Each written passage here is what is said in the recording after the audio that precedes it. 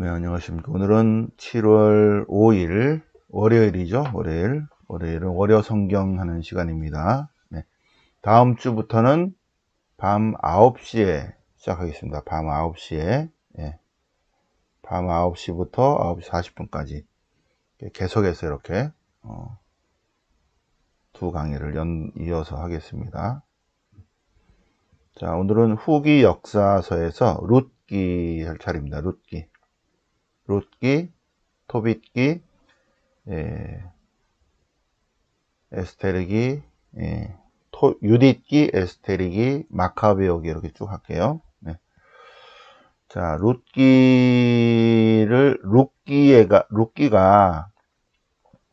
룻기의 내용상으로는 판관기 앞에 들어가는데,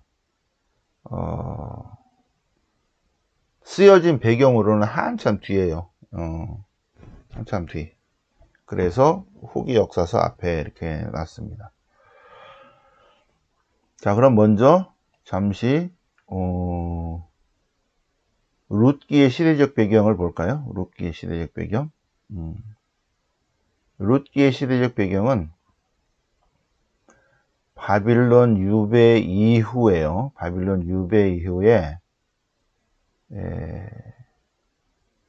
이방 민족에 대해서 어떻게 해야 되는가 한 뭐라고 그래야지? 질문에 대한 답이라고 그럴 수도 있고, 이방 민족 간에 어떻게 지내야 되는가, 이방 민족을 받아들여야 되는가 아닌가입니다. 다시 한번 정리를 해보겠습니다. 마이너스 1250년에 출애굽 사건이 있었죠. 그래서 이스라엘 백성이 시나이산에서 계약을 맺었습니다. 그래서 구약의 백성, 출애굽의 백성은 시나이산에서 계약을 맺어서 계약의 백성이 된 거예요. 그 계약의 핵심은 신명기 5장 7절. 너희는 내 앞에 절대로 다른 신을 두어서는 안 된다. 출애굽의 하나님 이외에 하나님을 섬겨서는 안 된다는 이야기입니다. 약속 지켜 안 지켜? 지킵니다. 오케이 했죠, 그죠? 네, 그리고 이제 여호수아를 통해서 가나안으로 이제 뭐라고 그래야지? 점령이라기보다는 동화된 거죠. 또는 점령, 또는 동화 이렇게 됐어요. 그다음 판관 시대를 거쳐서 다윗 시대의 통일 국가를 이룹니다. 40년 통치, 솔로몬이 40년 통치, 솔로몬이 죽으니까 왕국 분열, 933년에 왕국이 분열이 됩니다. 왕국 분열 시대예요. 여기는 왕국 분열 시대. 그래서 북이스라엘, 남유다. 북왕국이 아시리아한테 멸망합니다. 아시리아한테 멸망해요. 그래서 북왕국의 멸망. 멸망하기 전과 멸망한 후 바로 요때 이제 토빗기, 그 시대적 배경은 토빗기가 요 시대적 배경인데 쓰여진 때는 한참 뒤에요. 북왕국의 멸망. 그래서 이 북왕국을 멸망시킨 나라가 아시리아인데, 북왕국을 멸망시킨 나라는 망할 거야. 그게 나훔이에요. 나훔 예언서의 핵심은 북왕국을 멸망시킨 아시리아는 니네 하느님이 손본다, 망한다, 그 얘기입니다. 자, 그 다음에 멸망했으니까는 유다만 남았죠, 그죠? 유다만 남았어요. 남유다만 남았습니다. 남유다도 결국은 멸망한 것뿐만 아니라 예루살렘 성전이 파괴됩니다. 파괴될 뿐만 아니라 대부분의 유대인들이 바빌론으로 다 강제 이주당합니다. 유배예요. 강제 유배. 그래서 50년간 유배 생활합니다. 50년간. 그죠? 537년에서 538년까지 50년 동안 유배. 근데 이제 바빌론이 망합니다. 페르시아한테. 그래서 자, 잘 들으세요. 잘 들으세요. 북왕국은 아시리아한테 멸망하고 남유다는 바빌론한테 멸망하고 이 바빌론이 페르시아한테 멸망하고 페르시아가 알렉산더 대왕한테 멸망합니다. 그리스. 그 다음 이제 로마 시대거든요. 자, 그래서 시대를 바빌론 유배 시대, 그 다음 여기는 페르시아 시대, 여기서부터는 그리스 시대예요. 그리스 시대. 그래서 히랍 시대 요때 프톨레마이오스 왕조 요 시대에 거의 대부분의 성서가 거의 완성됩니다. 한 70년 전에 토라가 완성이 되죠. 그죠? 토라와 신명기 역사서가 완성이 됩니다. 그리고 구상이 되었던 여러 가지 것들이 이제 515년에 성전이 됐으니까 마이너스 300년경에 시편이 성전에 필요한 시편이 최종 편집이 되고 여기에 있는 예언서가 최종 편집이 되고 역대기 역사서가 최종 편집이 되고 이럽니다. 요때쯤 돼서.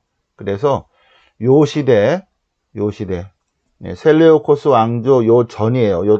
여기부터는 이제 박해가 시작되니까 박해 전에 좀 자유로운 시대입니다. 이때가 300년에서 200년 요 사이에 거의 그러니까 여기 지혜문학도 거의 이때 마이너스 200년경에 되죠.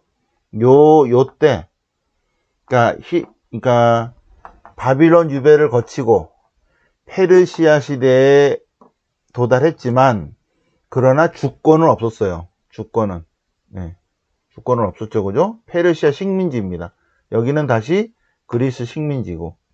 그래서 이방 민족들과 섞이기도 했고 또 이방 문화를 받아들이기도 했고 그래서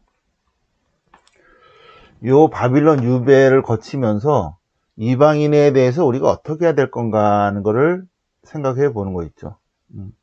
그래서 제3 이사야서는 하느님이 이방 민족도 축복하신다 는 겁니다. 하느님 출애굽의 하느님 이스라엘의 하느님은 이방 민족도 축복하시고 그들도 하느님의 백성이다. 이런 이제 사상입니다. 그럴 때 그런 거에 반대해서 아니다. 우리는 민족의 정통성을 가져야 된다 하고 약간 폐쇄적으로 간 것이 이제 역대기 역사서 성전 중심이어야 된다. 율법을 지켜야 된다. 율법을 지키려면 성전에 충실해야 된다는 것이 역대기 신학이고 거기에 반대돼서 아니다. 이방 민족도 받아들여야 된다. 이게 하느님의 뜻 아니냐 한 것이 이제 룻기는 역대기 역사서 맨 끝에 막 이방 민족들을 쫓아내고 이혼하게 하고 애들 다 보내고 막 그러잖아요. 그게 전부는 아니에요. 그런 부류가 하나 있고 에즈라를 중심으로 그런 정신세계가 하나 있고 또 하나는 그렇지 않다. 하나님은 전국구 하나님이시기 때문에 그렇지 않다. 이방 민족도 출애굽의 하나님을 인정하고 받아들이면 같이 섞여야 된다 하는 주장입니다. 바로 그것이 룻기의 핵심이다는 것입니다. 룻기의 핵심. 우리 지난번에 하다가 말았어요. 그죠? 지난번에 하다가. 자, 오늘도 하다가 중간에 끊기면 어떡하지? 생략해버려요. 오케이. 룻기. 룻기는 여자 주인공 이름이죠. 그죠? 그래서, 베들레헴의 한 가정 이야기인데요. 엘리멜렉이라는 남자가 나오미라는 여자랑 결혼을 했는데, 거기서 두 아들을 낳았어요. 마흘론과 킬리온.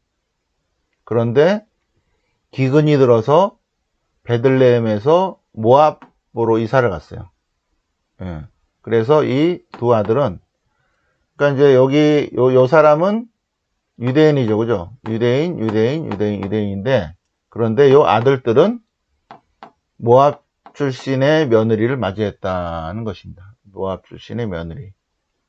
그런데 남편도 죽고 아들도 죽고 그래서 남은 게 뭐예요? 여자들만 남았어요. 여자들만.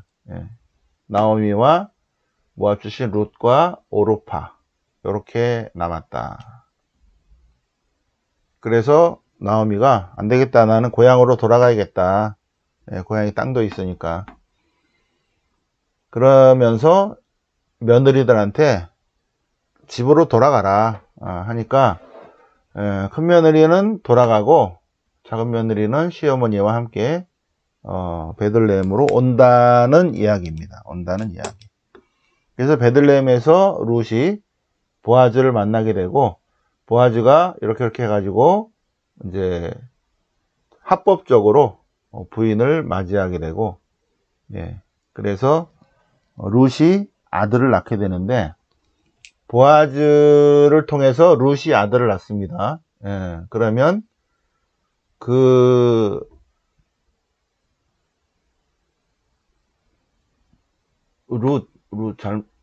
잘못 썼어요.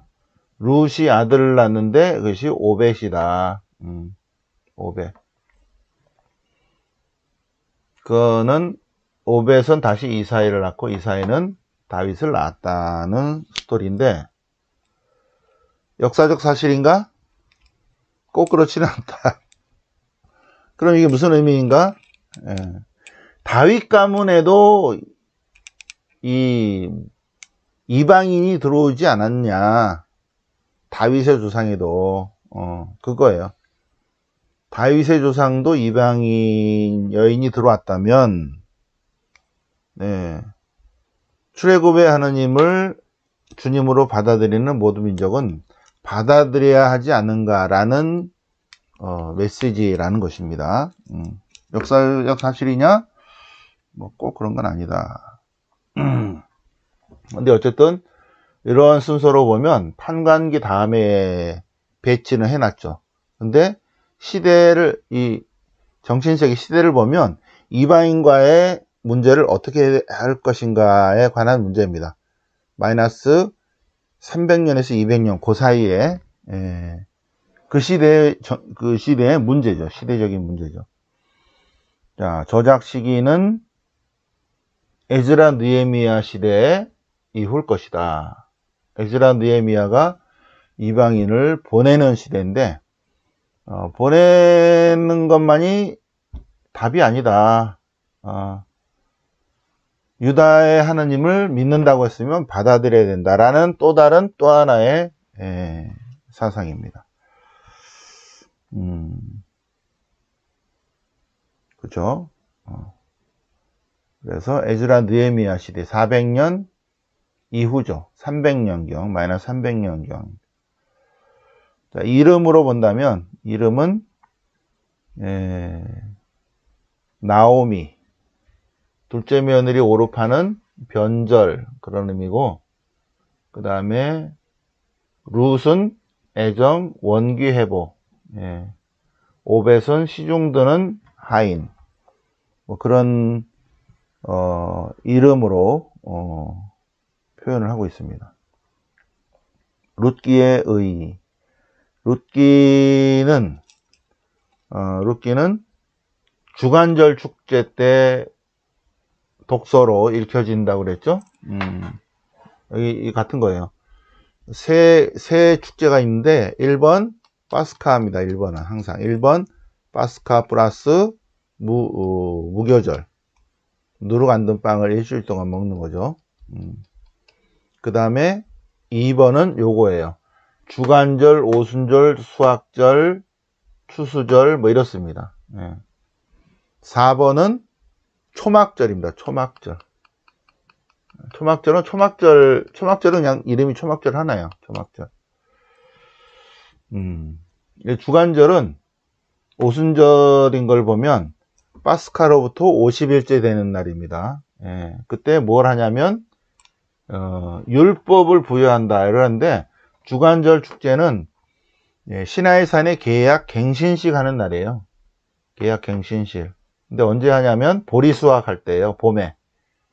보리떡 축제인데 커다란 원래는 시나이산의 계약인데 그것이 농경문하고 합치면서 주간절 77절이에요. 오순절. 주간절, 칠칠절, 오순절, 수학절, 추수절 뭐.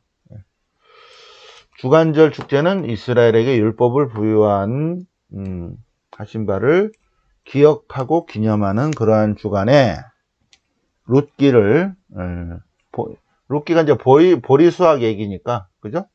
보리수학 얘기니까 그때 읽혀지는 축제 두루마리인데 주간절에 읽혀지는 축제 두루마리인데 예, 축제 두루마리가 룻기, 아가, 고엘렛, 에가, 에스테르기 이렇게 축제 5경 가운데 하나이다.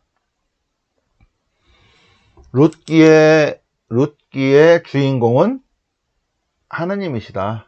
룻기의 주인공은 하느님이시다. 룻기는 주님의 섭리에 관한 이야기입니다.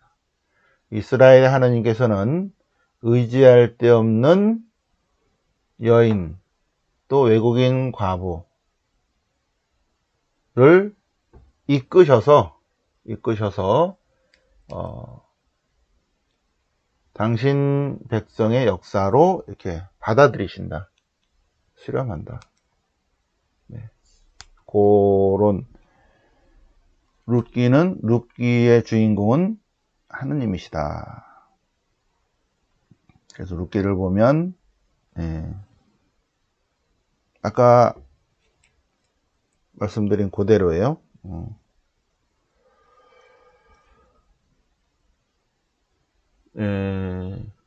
베들레헴에 살던 사람이 모압 지방으로 기근이 들어서 나그네 살이하러 갔다. 그 이름은 엘리멜렉이고 그 아내 이름은 나옴이고 두 아들은 요로 했는데 거기서 모압 여자를 아내로 맞았는데 하나는 요렇고 하나는 룻이다. 그런데 거기서 10년쯤 살았는데 다 죽었다.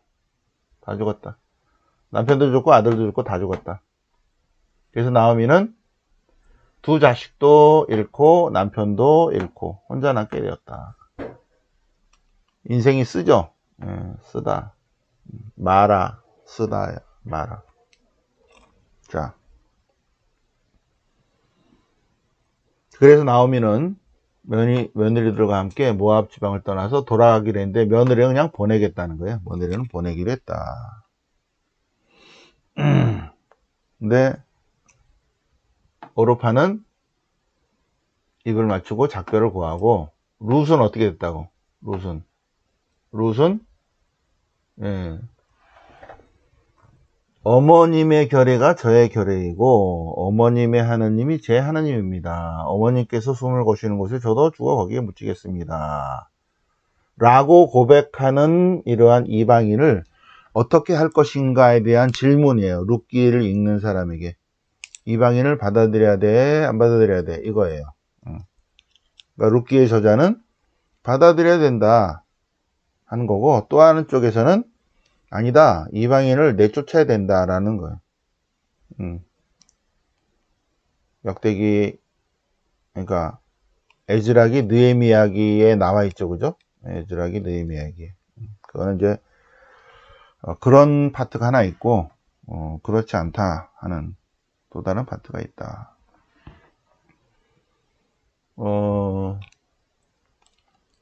탈출기에 보면 마라의 셈이 나오죠. 그죠? 마라가 쓰다예요. 쓰다.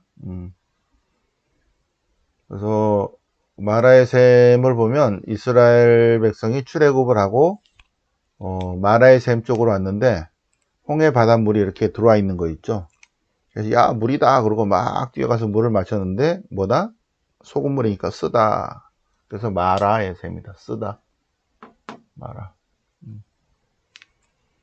그래서 나오미는 이제 인생에 쓰죠. 그죠? 아들도 죽고 남편도 죽고 나오미는 모압 출신 며느리와 함께 모압 지방에서 베들레헴으로 돌아왔습니다. 그때가 보리수확 때다. 그래서 보리수확을 한 다음에 보리축제가 주간절, 칠칠절, 오순절, 수확절이다. 보리수확. 그런데 이제 보리수확 할 때 보아즈를 만났다. 보아즈를. 여기 이제 가난하니까. 그래서 이제, 볼이 주워올까요? 그래서 수학근들을 뒤따르면서 떨어진 이삭을 주워오라. 주워오라. 예. 그러다가 이제 보아즈가 누군가 봤더니 이러이러하다는 걸 이제 다 알게 되는 거죠, 그죠? 근데 이제 이렇게 친절을 베푸니까 제가 이방인인데 이렇게 호의를 베풀으십니까? 어찌된 영문입니까? 그러니까 보아즈가 너네와 우리가 친척이다. 친척이다. 제일 가까운 친척이 있고 두 번째 친척이다 이거예요. 그래서 내 땅에서 이삭을 주어도 된다 한 거죠. 예, 그렇게 해서 이제 시어머니의 충고로 보아즈와 가까워졌어요. 보아즈와 가까워졌어요. 그래서 그랬더니 이제 보아즈가 룻과 혼인하려고 이제 한 거죠. 예, 그러기 위해서 일단은 여기 구원자예요. 구원자.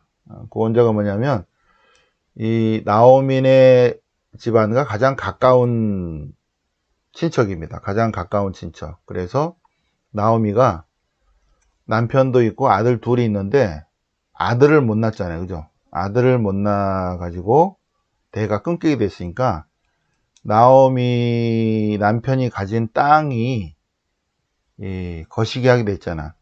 거기에서 제일 가까운 친척을 이제 구원자로 부르는 것입니다. 그래서 보아즈는 이제 두 번째 친척이고 첫 번째 친척 그 법적으로 제일 가까운 친척에게 잠깐 봅시다. 그래서 우리 형제에게 속한 밭이 있는데 예, 그 밭을 사는 1번 제일 먼저 법적으로 권한을 가진 사람이 당신입니다. 그러니까는 당신이 사시오. 오케이. 근데 살려면 그 딸린 식구들까지 다 데려가야 됩니다. 딸린 식구. 그 땅을 사는데 그러면 땅을 제일 먼저 살 수 있는 권한이 그래서 1번 친척이죠. 예, 보아즈가 1번 친척에게 땅을 사시오.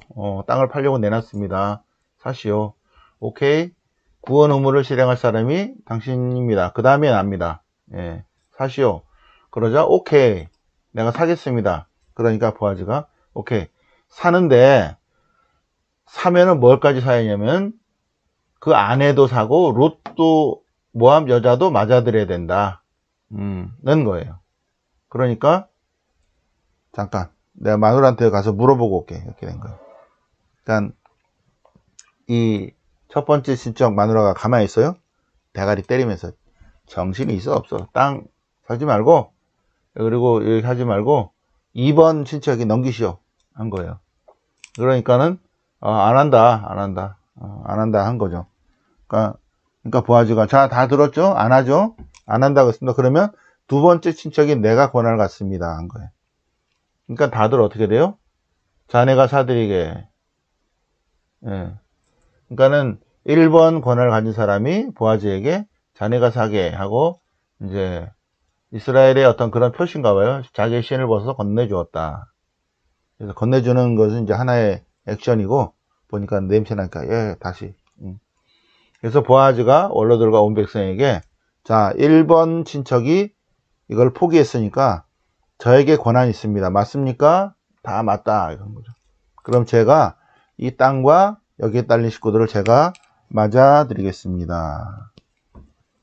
그래서 룻을 제 아내로 맞아드리겠습니다. 괜찮습니까? 그러니까 우리가 증인이요 했다는 거죠. 이렇게 보아즈가 룻을 맞이하여 룻은 그의 아내가 되었다. 그래서 룻과 한자리더니 룻이 아들을 낳았다. 그래서 그 이름을 오벳이라고 했다. 오벳이라고. 예. 오벳. 그래서 이제 룻기의 맨 마지막입니다. 예. 이것은 페레츠의 족보다.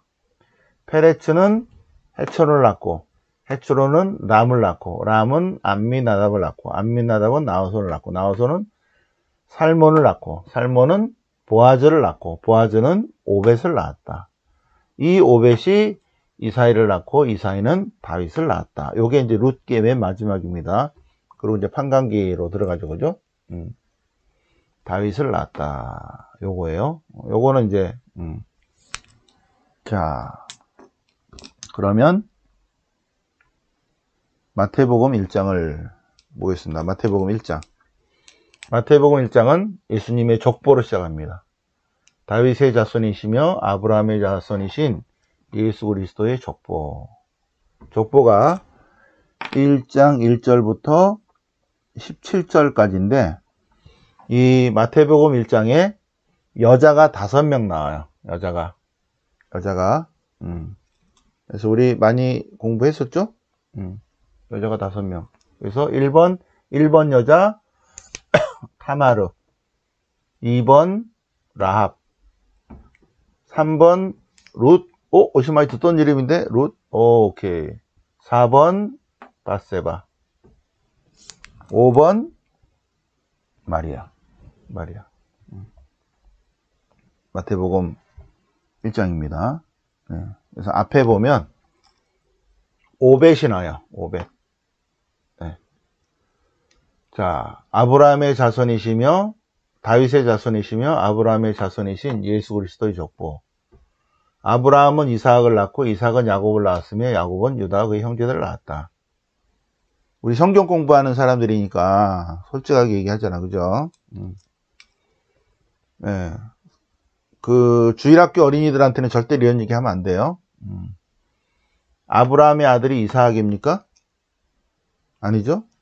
이삭의 아들이 야곱이에요? 아니죠? 아브라함 공동체가 따로 있고 이삭 공동체가 따로 있다고 그랬죠? 예, 그 중에 제일 큰 공동체는 야곱 공동체입니다. 북왕국에 있는 야곱 공동체.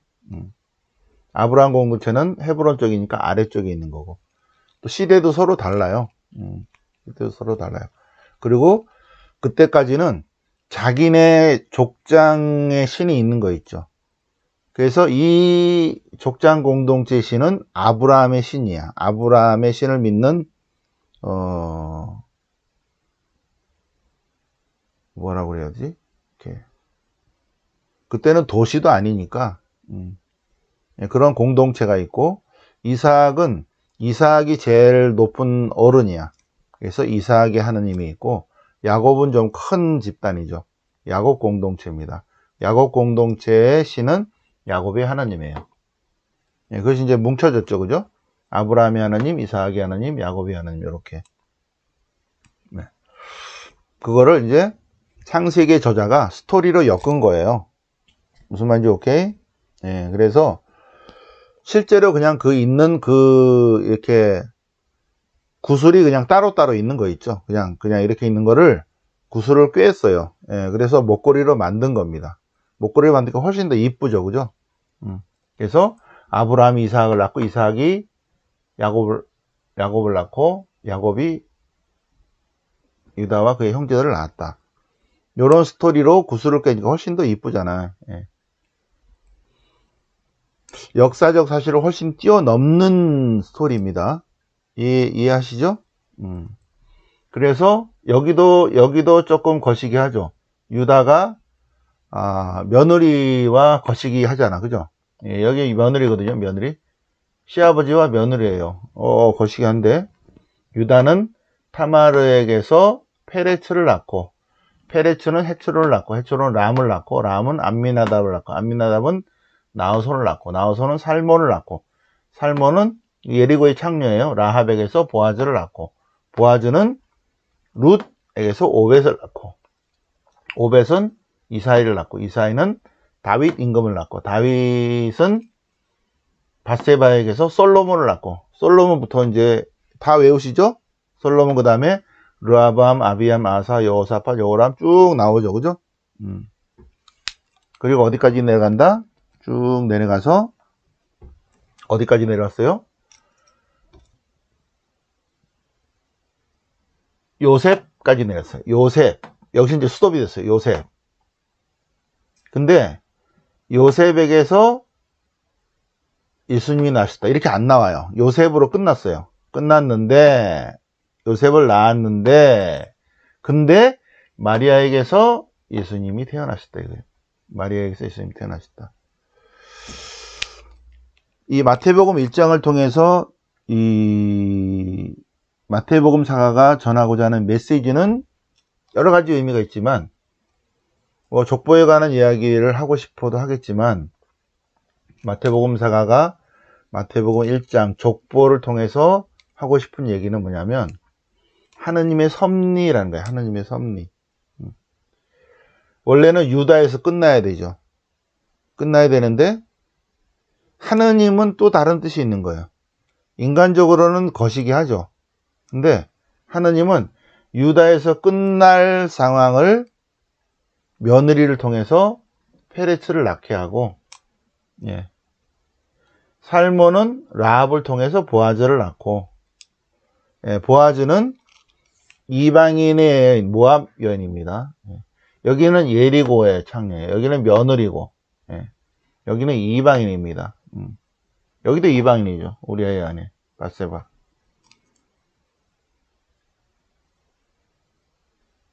그러니까는 예수님 요셉의 족보 안에 이방이 있다. 그런 얘기를 하려는 게 아니라 하느님은 끊어질 듯한 그때 하느님이 관여하셨다.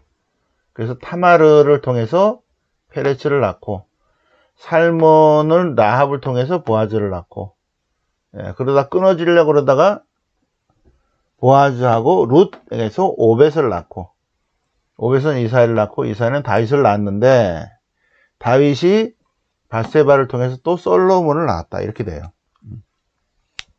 그래서 끊어질 듯한 가문을 하느님의 섭리로 이으셨다. 얼마나 불가사리한 얘기인가. 얼마나 불가사리가 아니라 불가사의한 이야기인가. 이해하기 힘들죠? 이거예요. 마태복음 사가는. 도저히 인간의 이성과 지성으로는 이해하기 힘들죠? 예? 이렇게? 인간 상식으로는 안 되죠? 하느님이 관여할 수밖에 없는 흐름이죠? 예. 불가사리 중에 불가사리가 뭔지 아세요? 이거예요. 불가사리가 아니라 불가사의 중에 불가사의는 뭐다? 마리아가 성령으로 잉태하신 거다. 이거는 요 앞에 있는 거보다는 더 도저히 이해가 안 되는 부분이다는 거예요. 원래 족보 그러면은 유대인들의 족보 그러면 사람만 넣는 거야. 예? 유대인들의 족보에는 뭐만 나온다고? 사람 이름이 나온다고. 근데 여기 사람이 아닌 게 들어가 있잖아요, 이게. 여기 사람이 아니야, 이게. 타마르, 라합, 룻, 밧세바. 예수님 시대 때까지도 여자는 사람이 아니었다니까. 그러니까 마태복음 사가가 여자의 이름을 넣었다는 건 아주 놀라운 일. 이건 상식을 뛰어넘는 거죠. 여자의 이름을 넣었어. 왜 넣었어요? 성모님을 넣으려고. 예, 성모님을 넣으려고. 하느님은 인간이 생각하는 것을 뛰어넘게 하느님이 직접 이끄신다. 쭉 이렇게 이끄셔서. 이걸 읽는 사람은 도저히 이해가 안 되는데 어떻게 이럴 수가 있지? 그러니까 5번에 가서 마태복음 사가가 더 이해 안 되는 거 하나 보여주? 이거예요. 불가사의 중에 불가사의가 뭔지 알아? 그거는 마리아가 성령으로 잉태한 거예요. 이거는 인간의 이걸로는 안 되는 거야. 하느님이 하실 수밖에 없어. 하느님이 저기서는 조금 했지만 이제 드디어 때가 돼서 하느님이 관여하신다. 여기까지 요셉까지는 왔는데 이 마리아를 요셉이 받아들임으로 인해서 예수님은 이 족보 안으로 들어가게 되는데 법적으로는. 그런데 마리아에게서 성령으로 예수님이 나셨다는 겁니다. 성령으로. 이거는 어떻게 말로 표현할 수 없는 거예요. 그러니까 마태복음서를 쓴 사람은 보통 사람이 아니죠. 그죠? 1장을 쓰더라도 도저히 족보에는 절대로 여자 이름이 들어가면 안 돼.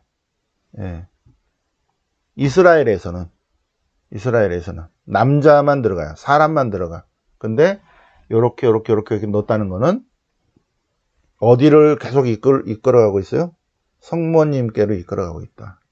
이해 안 되죠? 도저히 이해 안 되시죠? 진짜 이해 안 되는 게 뭔지 보여드려요? 이거예요.